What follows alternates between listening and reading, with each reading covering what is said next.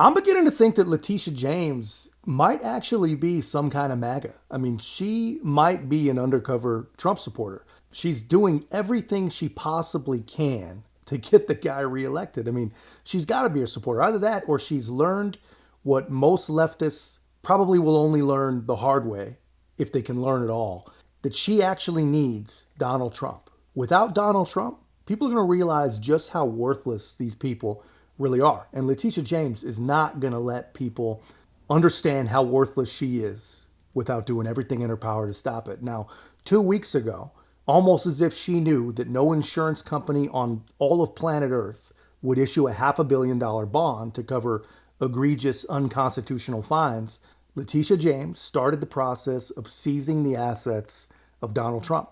And now, never Trumpers of all stripes, conservative, fake conservative, real leftists, whatever you want to call them, they're now all coming out of the fog and they're realizing that this is going to hurt. All right, Frank, the politics of this. Folks in the Biden campaign are already starting to refer to Donald Trump as broke Don, which is interesting. And then there is the possibility that the New York Attorney General, Letitia James, would have to start or would start seizing assets, maybe even buildings. How do you think that would play?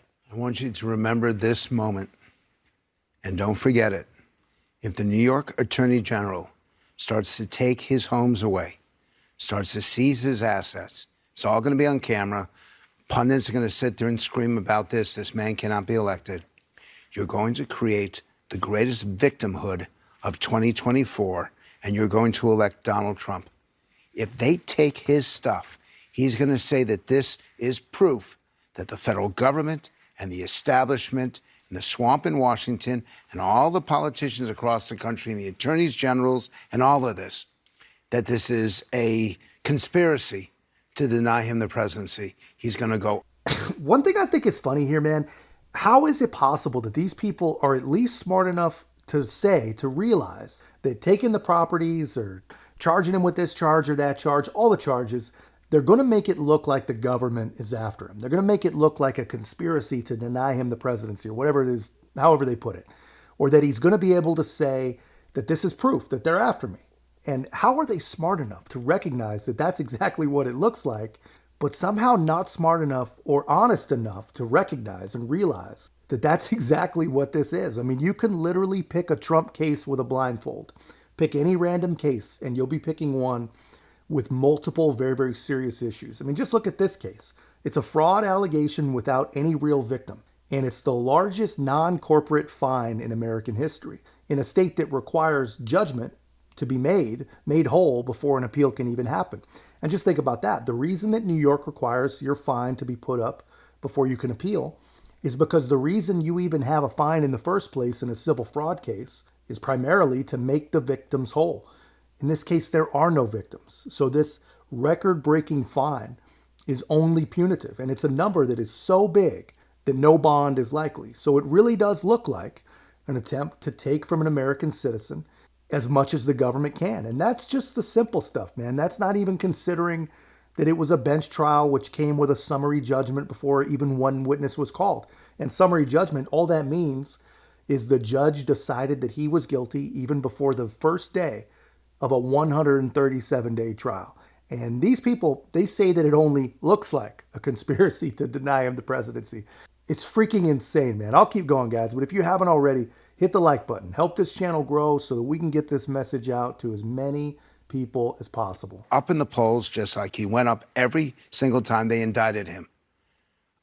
The indictment, let's not talk about whether it's justified or not, but it will prove the things that he's saying on the campaign trail.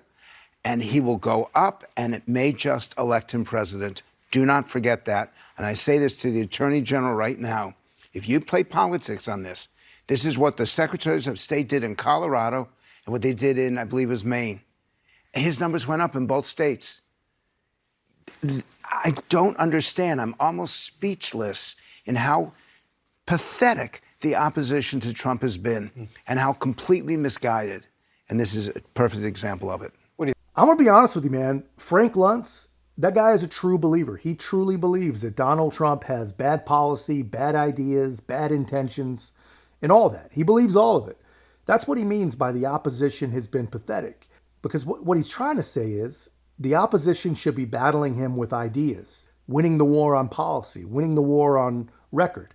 And that's got to be the last conservative bone in the body of Frank Luntz. Somehow he doesn't realize, I have no idea how, but what he doesn't realize is he's aligned with people that have no record to run on. They don't have better policies. They have no creative or intelligent ideas. All they have is Trump. All they have is orange man bad theory. And somehow he doesn't get it. I don't know how that's possible. Think about that. I mean, my biggest question, this is the beauty of Frank having his job, which I don't have, is that happened, what you're talking about, Maine, Colorado, when you're talking about what happened in a primary. And while I don't disagree with the optics, I've spoken to people inside Trump world who are saying, instead of bankruptcy, we sit in the peace. Come to Trump Tower, please. We'll have cameras there. We'll have that fight. We'll win that optics battle. I think the bigger question is, in a general election, and given the fact that the Biden campaign has really latched on to this in a way that they haven't in most legal issues. Broke down. I've been surprised to hear that. He was joking about it last night at a fundraiser as well that was off camera, whether or not that rise in the polls can carry into a general election. And you'd know better than, I mean, you're talking to people, you'd know better. How is Donald Trump beating Joe Biden when he's got 85 indictments that still exist? Felonies. How is he beating Joe Biden with the economy getting better and things cleaning up? Okay, you got it's still have inflation, you still have got immigration. Trump is leading, and in the 7 swing states, Trump is up by the margin of error in 5 out of 7. Why is that happening? Because his critics are stupid, and they're running a horrible campaign.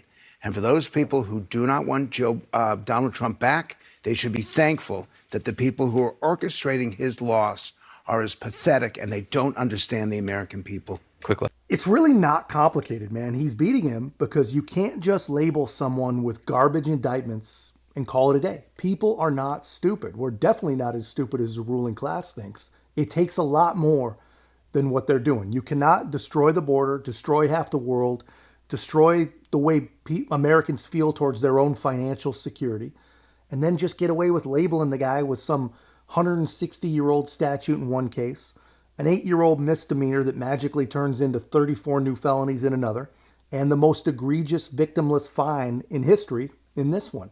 You can't do all that and just think that people are going to magically forget that you're an idiot too, that you suck, that you have not done a thing for them, and you've done the opposite. You've destroyed the place. It's not going to work, and we need to make sure that it doesn't work. It is only up to us and us alone.